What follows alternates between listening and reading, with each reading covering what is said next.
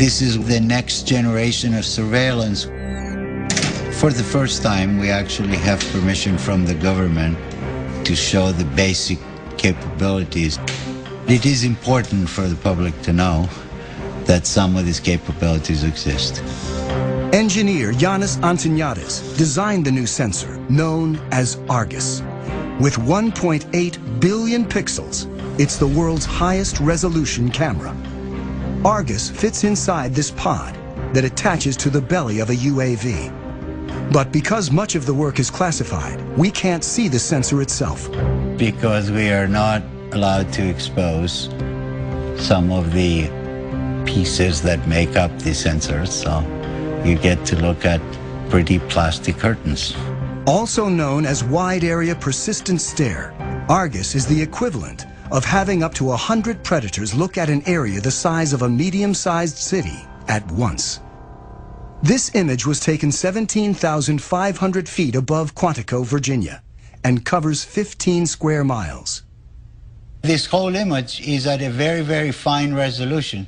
So if we wanted to know what is going on in any spot along this image, say near this building at this intersection, we can generate a moving image that shows what's going on in the area.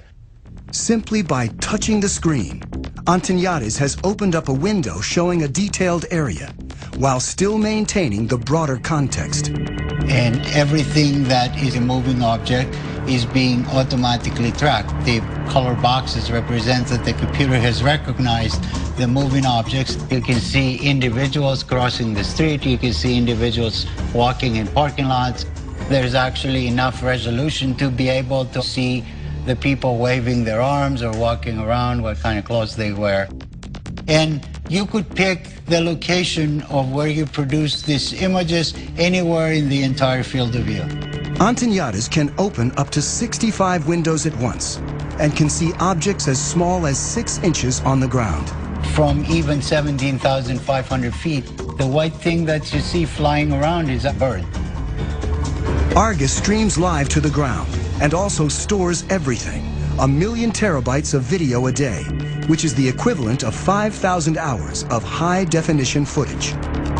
So you can go back and say, I would like to see what happened at this particular location 3 days, 2 hours, 4 minutes ago, and it would actually show you exactly what happened as if you were watching it live.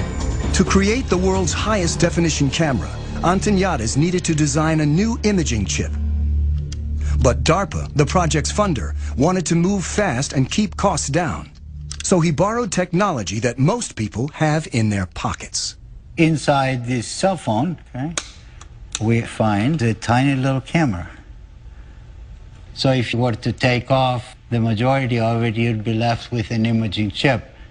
If you were to take 368 of these and make a big mosaic out of them and start shooting images, now you have Argus. Unlike the Predator camera that limits field of view, Argus melds together video from each of its 368 chips to create a 1.8 billion pixel video stream. This makes it possible to zoom in and still see tremendous detail. Whether Argus has been deployed in the field is classified. I'm not at liberty to discuss plans of the government, but if we had our choice, we would like Argus to be over the same area 24 hours a day, 7 days a week. That's not very easily achievable with manned platforms. This is where UAVs come in, and they're absolutely the perfect platform. Argus may be mounted on an armed UAV like the Predator, a long-range platform like the giant Global Hawk, or a development craft called the Solar Eagle that may someday stay aloft for years at a time. The U.S. Air Force right now has the ability to archive every single video that comes off of every single UAV. We're moving to an increasingly electronic society where our movements are going to be tracked.